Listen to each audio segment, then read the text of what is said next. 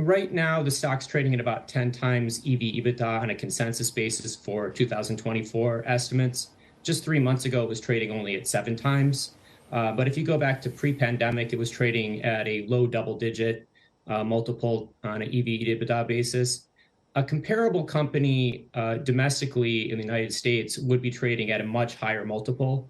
And I think that the quality of this business, together with the growth rate and the ultimate long-term potential for the stores, suggests that a higher multiple or even a mid-teens multiple is justified. So when you assume that they can open up 1,000 stores per year, or more than 1,000 stores per year, together with growth in sales at existing locations and the strong margin performance that the company has produced over time, it leads you to a kind of a multi-year high ROIC compounder. And that's the kind of thing we look for our investors.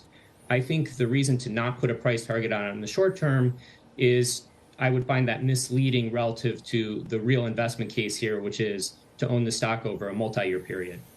All right, I hear you. John, just remind us what the business model is again. I mean, 1,000 stores a year rollout is pretty aggressive. But, I mean, is it a question of super high sunk costs? Do they physically own these outlets? Or is it more sort of a franchise model where they sit back and basically collect franchise fees? A great question. It's a majority company operated model. They do lease the stores, so they do not own the real estate underneath the stores. But this is something that they've been doing for quite some time. They're the largest restaurant operator in China by a long shot. They've got the KFC and Pizza Hut brands and some other smaller brands, which they're also developing.